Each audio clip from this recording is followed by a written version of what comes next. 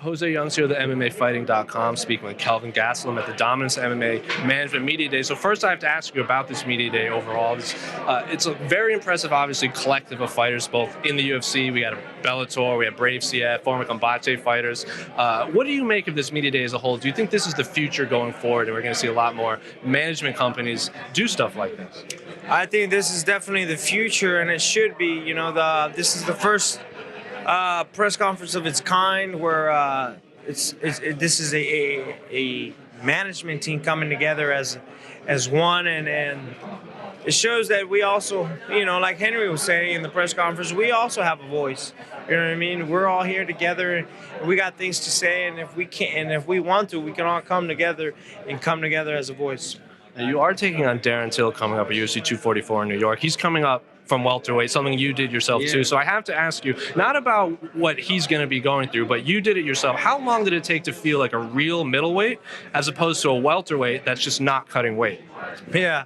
I guess I realized that after my Jacare fight. I was like, oh man, if I can hang with Jacare, who was at one point at light heavyweight, then I think I can hang with these big boys, you know. So looking at Darren Till, do you actually view him as a legitimate middleweight yet? Because looking at his Instagram, he looks like he's put on a lot of weight. He was obviously a big welterweight, but do you consider him a legitimate middleweight or just a welterweight not cutting weight? Yeah, I don't know. I don't know what to say about that. I just know that the move up to middleweight was good for me. I know that I think it's going to be good for him. I think he's going to be healthy. I think he's going to be slow because I have seen him hit the pads. And honestly, he looks slow. He looks like he gained too much weight, and he's trying to get back in shape, and he just looks a little slow.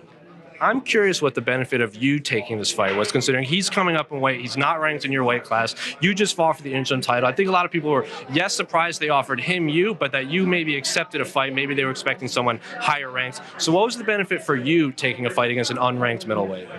Just the fact that I was fighting at MSG and the fact that he's a big name. That's it.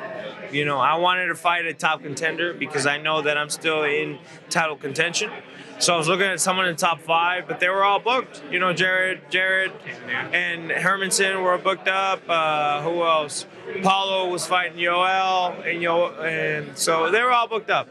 And so we're like, well, so what's the next best thing? Well, Darren Till was a good option, I think it was. And the way that it happened through my fight was like, so we weighed out all the options. We didn't get the fight. I mean, none of the fighters that I wanted were available. And so I told Ali, like, let's see if we can get Darren Till to get this fight. And so he texted Dana, Mick, and Sean, and everybody, and everybody liked the fight except Dana. And I guess they offered him the fight, and he declined it. And I said, okay, he declined the fight. What are we going to do? I guess I'm not fighting until later. And then next thing you know, he comes out with the post, says he wants to fight me, and he's ready to get back in shape and going to camp, right? And you got no explanation of what was going on there. Well, I don't know who convinced him to take the fight after, you know. But next thing you know, he comes out with the post, calls me out, and I'm like, oh, awesome. Let's make the fight happen. I want to talk about one thing you said up there at the press conference is you were disappointed at Robert Whittaker's performance against Israel Adesanya. What exactly disappointed in you? Because if you watch Robert Whittaker's press conference, he said he felt he was doing well until he wasn't anymore. Like, he basically said he got caught twice and he still has the tools to beat him. Are you in that boat where did you see Robert Whittaker performing like he thinks he was performing in that fight? No, not at all.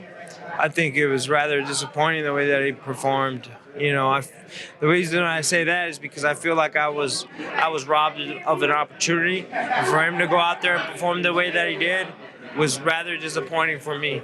I think I would have dropped him like a sack of potatoes in February, and he robbed me of that opportunity. And he didn't look good.